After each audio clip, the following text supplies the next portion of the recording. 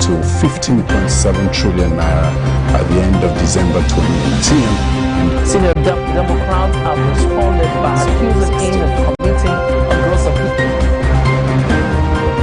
The All Progressives Congress has vowed to punish the Ogun State Governor, Ibikunle Amosun.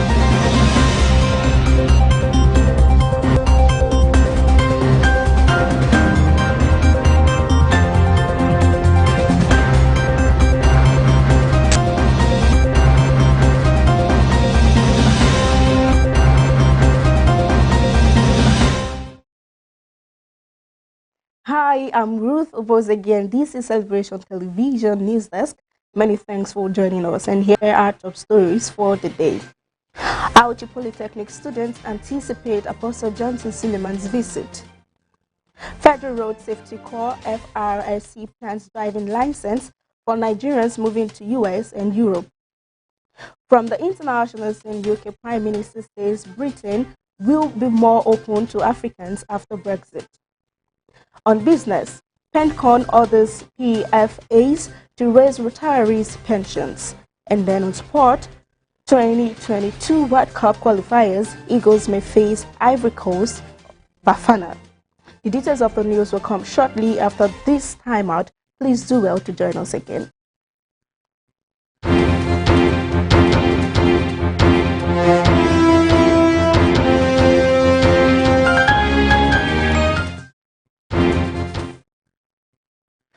The Federal Polytechnic of Auchi is a tertiary institution situated in the Esoko West local government of Edo State, Nigeria. The school accommodates students from all over Nigeria who have come to attain practical knowledge in different fields. The Federal Polytechnic of Auchi consists of 6 major schools with several departments under each one. It is known for its 2 years Ordinary National Diploma Program, OND, and 2 years Higher National Diploma Program, HND, with a compulsory 1-year industry training after the first 2 years of OND program. The school is rated the best polytechnic in Nigeria as their educational prowess has been proven all over the country, Nigeria. However, making sure that outside learning and acquiring knowledge, other areas of life are not exempted. Apostle Johnson Suleman, who is known for his evangelical movement, themed Greater Works 2020, has said to visit Auchi Polytechnic to impact into this student or that they will be needing in the land of Auchi to be spiritually sound and backed up by God for the 4 years journey to be graduates. Meanwhile, it was gathered that the students of Auchi Polytechnic are happy as they await the arrival of the apostle on Wednesday the 22nd and Thursday 23rd of January 2020. Apart from that story, Mercy Johnson Okoje takes her first full-length feature to cinemas, The Legend of ENQUIRY.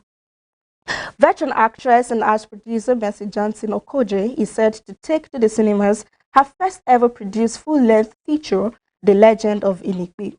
The pregnant 36-year-old mother of 3, who is a former senior special assistant to Kogi State Governor on Entertainment, Arts and Culture, said The Legend of ENQUIRY was the 3rd major project she executed within her short stay as the SSA to the Governor, Yahaya Bello.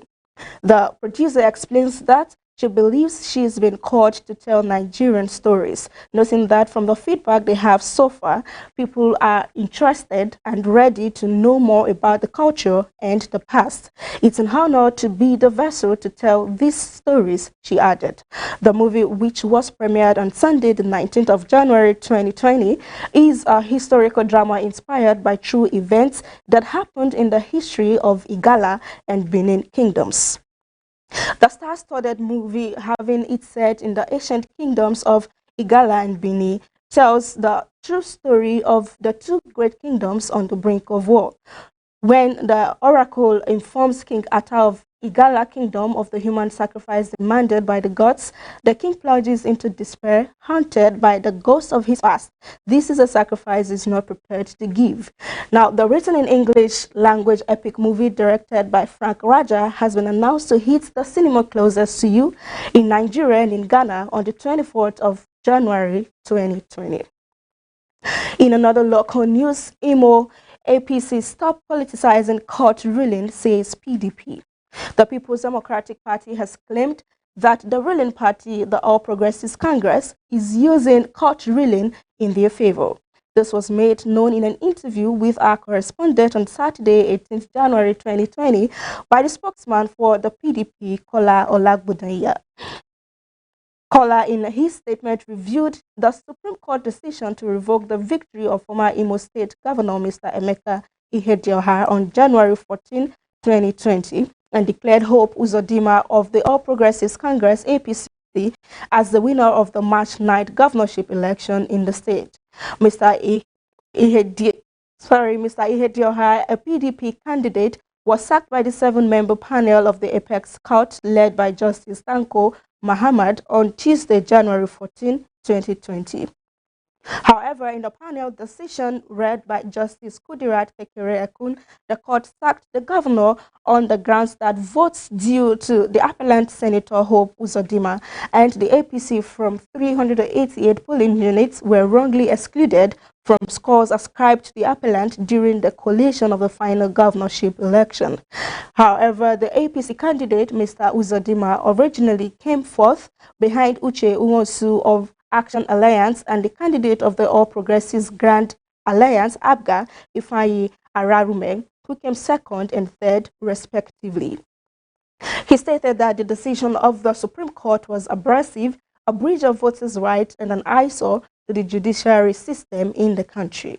Governors elected on the platform of the APC on Saturday joined the wagon, accusing PDP leaders of calling for anarchy in the country because the judgment did not go in favor of their party, while the PDP National Publicity Secretary, Mr. Kola Olagbudanya, claimed that the APC National Chairman, Comrade Adam Soshomole, had launched a desperate bid to divert public attention from the perversion of justice by the Apex Court in favor of the ruling party. The spokesman, Mr. Kola Olagbudanya, stated the Supreme Court is simply a tool for the ruling party, while Chairman of the Governors of APC Atiku Bagudu of Kebbi State, in his statement, described the comments of PDP leaders of the Supreme Court verdict as contemptuous and disrespectful to the nation's democracy, stating that President Muhammadu Buhari is committed to democracy and the rule of law. Lastly, on local scene, Federal Road Safety Corps FRSC plans driving license for Nigerians moving to US and Europe. The Federal Road Safety Corps has initiated a driving license reciprocity scheme to enable Nigerians moving to the United States and some European countries with valid national driving license to drive right-hand vehicles without taking a fresh driving course. Disclosing this in Abuja on Monday during a courtesy call on the Nigerians in Diaspora Commission Chairman Abike Daniel Erewa, the Assistant Corps Commandant of the FRSC, Ubo Chukuna, said also the FRSC would partner NIDCOM to fast-track the driving license application process for Nigerians abroad upon their arrival in the country. Chukuna said the partnership was aimed at creating a hitch-free process for Nigerians diaspora to obtain their driving license during their stay in Nigeria. However, a statement by NIDCOM media officer Gabriel Udu stated that the Commission Secretary Dr. Yakubu Basi, while receiving the FRSC delegation, described the visit as timely. The Secretary gave assurances of the Commission's support to the FRSC in the areas of public enlightenment on road safety adherence. He suggested that the FRSC could organize in-house training for NIDCOM staff on safe driving as part of its corporate social responsibility. When we come back from break, we shall be visiting the foreign scene, and the first news we shall be having is how UK Prime Minister say that Britain will be more open to Africans after Brexit. The details of the news will be just after this time out. Please do well to join us again.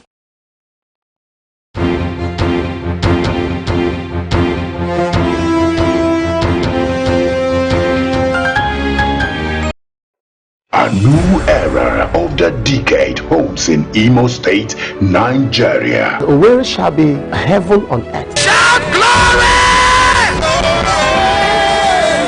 There's going to be a deluge of God's glory, God's power, God's anointing, healing the sick, massive massive miracles. Do you live in any state around down the eastern axis? When glory left, or that the absence of glory is the presence of death. It's Greater Works 2020. Apostle Johnson Suleiman. God spoke to Samuel and said, I'll do a work in your day that the ears of them that hear shall tingle. Mighty miracle here.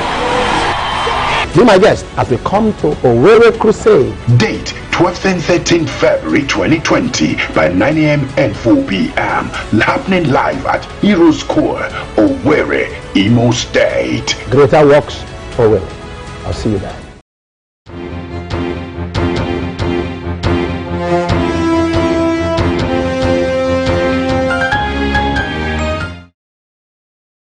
Nice to know you are still there. Thank you for staying tuned. UK Prime Minister Boris Johnson told African leaders Monday that Britain would be more open to migrants from Africa after Brexit. Johnson, who made this known as he hosted the first UK-Africa Investment Summit in London, told African leaders, including President Abdel Fattah al-Sisi of Egypt and President Muhammadu Buhari of Nigeria, that he wanted to make Britain their investment partner of choice. The summit holds less than 2 weeks before Britain leaves the European Union. After highlighting all that Britain has to offer, he said Brexit would mean an end to preferential treatment for EU migrants. He said that their immigration system is becoming fairer and more equal between all their global friends and partners, treating people the same wherever they come from. In another news from the foreign scene, New York Times endorses Elizabeth Warren and Amy Klobuchar. Breaking with established tradition, the New York Times has endorsed two Democratic presidential candidates for the party's 2020 nomination to fight Donald Trump for the White House, Senators Elizabeth Warren and Amy Klobuchar. The move offers a powerful but two-track vision for the political direction of the U.S. in a moment of deep division between and within parties and voter communities.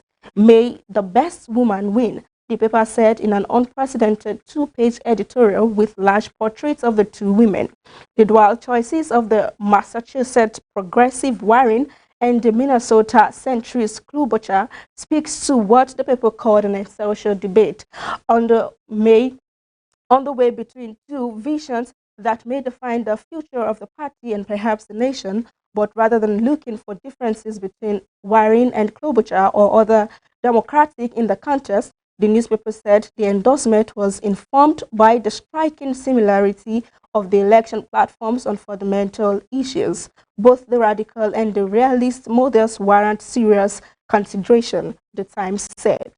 If there were ever a time to be open to new ideas, it is now. If there were ever a time to seek stability, now it is. Klobuchar called the endorsement an honor in a tweet, while Warren, referring to her argument in the most recent Democratic debate, said, "So I guess Amy Klobuchar and I are now both undefeated in elections and undefeated in New York Times endorsement." From the world of business, PenCon orders PFAs to raise retirees' pensions. The details of the news will be after this timeout. Please join us again.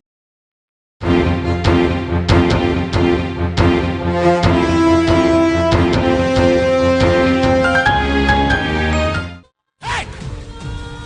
Barakatas. This is the day, a day of amazing dimension. When you are anointing bankrupt, you are prosperity deficient. Divine restoration beyond human imagination. Grab the power for exploit. 22nd and 23rd will be at the Polytechnic. Showers of blessing with Apostle Johnson Suleiman.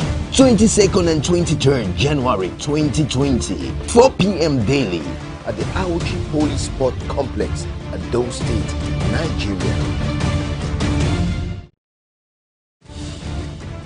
It's a time of refreshing.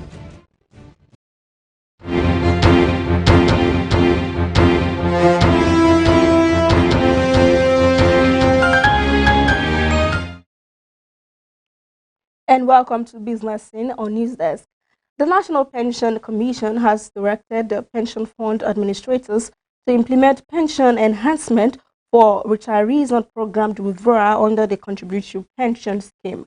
PENCOM said in a statement that this would be the second edition of the pension enhancement for retirees on the programmed withdrawal mode of retirement. He stated the pension enhancement is for contributory pension scheme retirees who have accumulated significant growth in their retirement savings account and retired between July 2007 and December 2017. Accordingly, the retirees referred to above are by this notice advised to contact their respective pension fund administrators to confirm their eligibility and complete requisite documentation. It would be recalled that in January 2017, PENCOM implemented the first pension enhancement plan for the programmed withdrawal retirees. However, 30% of the retirees did not benefit from the increase due to insignificant income and on the small balances in their respective RSAs, the commission stated. However, latest figures from PENCOM revealed that the number of retirees receiving their pension under the programmed withdrawal contracts increased by 3.81% from 214,538 as of the end of the first quarter of 2019 to 222,712 in the second quarter. However, a sectoral breakdown showed that 65.75% of those that received pensions under the program to withdraw were from the public sector, while retirees from the private sector accounted for the remaining 34.25%. Away from that business news, oil price hit $65 as Libyan oil fields shut down. Oil prices rose to their highest in more than weeks on Monday after two large crude production bases in Libya began shutting down amid a military blockade, risking reducing crude flows from the OPEC member to a trickle. According to a Brent crude, LCOCL was up 45 cents or 0.6% at $65.26 by 1,116 GMT, having earlier touched $66 a barrel, the highest since January 9th. The West Texas Intermediate CLCI contract was up 27 cents or 0.5% at $58.81 a barrel after rising to $59.73, the highest since January 10. Two major oil fields in southwest Libya began shutting down on Sunday after forces loyal to Khalifa Haftar closed a pipeline, potentially cutting national output to a fraction of its normal level, the National Oil Corporation said. However, the closure, which follows a blockade of many major eastern oil ports, risks taking almost all the country's oil output offline. However, the early rise in oil prices is after some analysts and traders said supply disruptions in Libya would be short-lived and could be offset by other producers, limiting the impact on global markets.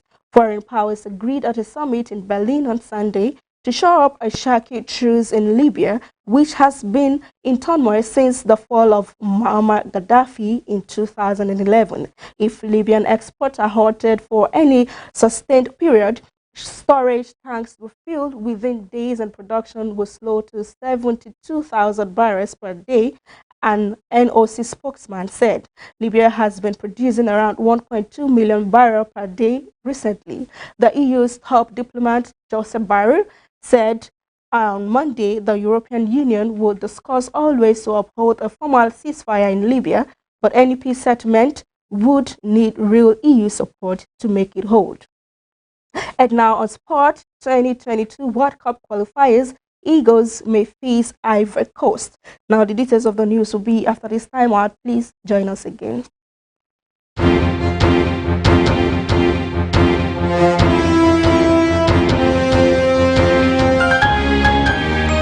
Get ready for the super dynamic move of God as the Restoration Apostle storms Warri, Delta State, Nigeria with a mandate to enforce God's counsel concerning your life. When God's presence rests on you, curses are reversed. A meeting that will translate your expectation to manifestation with a theme from backseat to front seat. Host Apostle Michael Abo, 24th January 2020, 10 a.m. GMT +1, live at the Palace of God's Bible Church, opposite Lingo Filling Station, off Uti Street, Efuruwari, Delta State, Nigeria. For inquiry, call +234 903 169 7532.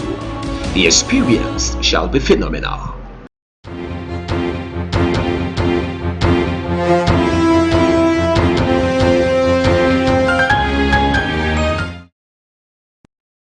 And welcome to Sport World on News Desk. The draws for the qualifying matches for 2022 World Cup in Qatar will take place at the Nile Reef Captain Cairo, Egypt on Tuesday, which is today. The Super Eagles are seeded in the first spot as one of the top 10 ranked African teams in the latest FIFA ranking. Also in pot 1 with Nigeria are African champions Algeria, Senegal, Tunisia, and Morocco.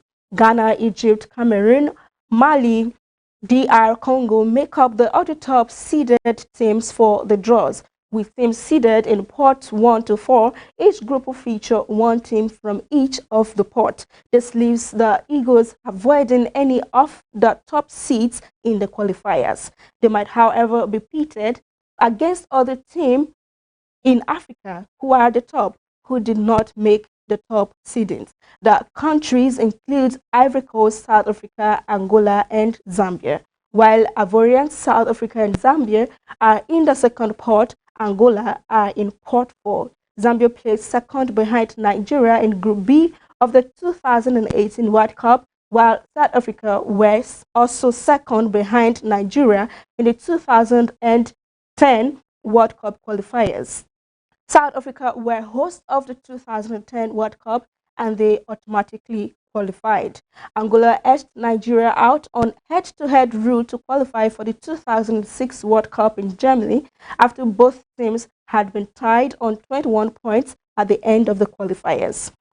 However, part 2 of the draw has Burkina Faso, Guinea, Uganda, Cape Verde, Gabon, Zambia, and Congo. In pot 3 are Madagascar, Mauritania, Libya, Mozambique, Kenya, Zimbabwe, Niger, Central African Republic, Namibia, and Guinea-Bissau.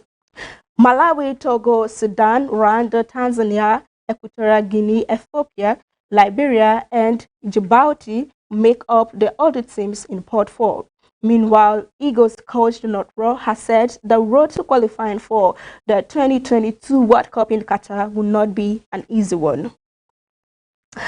Again on sport, Cavani hands in PSG transfer request. Paris Saint-Germain sporting director Leonardo said Edinson Cavani has handed in a transfer request. Cavani's contract expires at the end of the season, but Uruguayan striker wants to leave during the January transfer window. Atletico chief executive Miguel Angel Gilmarin met with PSG President Nasser Khalifa in Paris on Tuesday to discuss a deal for Cavani, but Leonardo says their offer was rejected. Speaking after PSG's French Cup win at Lorient on Sunday, Leonardo said, "We've always said the same thing. We were hoping he would stay with the club, but he has been asked to leave. We're studying the situation. We've had a proposal from Atletico Madrid, but that proposal was not commensurate with the player's value." Now, that's the size of the news today on Celebration Television News Desk. And thank you so much for staying with us. But before we go, I'd like to share with you our top stories for the day again. Alger Polytechnic students anticipate Apostle Johnson Suleiman's visit. Federal Road Safety Corps FRSC plans driving license for Nigerians moving to US and Europe. From the international scene, UK Prime Minister says Britain will be more open to Africans after Brexit. On business, PENCON orders PFAs to raise retirees' pensions. And lastly, on sport, 2022 World Cup qualifiers, Eagles may face Ivory Coast or Bafana. Many thanks for staying with us today, and here are social media platforms, and please be our friend. On Facebook, we are Celebration TV. On Instagram, My Celebration TV. On Twitter, at My Celebration TV. And on YouTube, Celebration TV. Thank you so much for joining us today on News Desk. I am Ruth Obozege, and do have a lovely Tuesday ahead. Goodbye for now.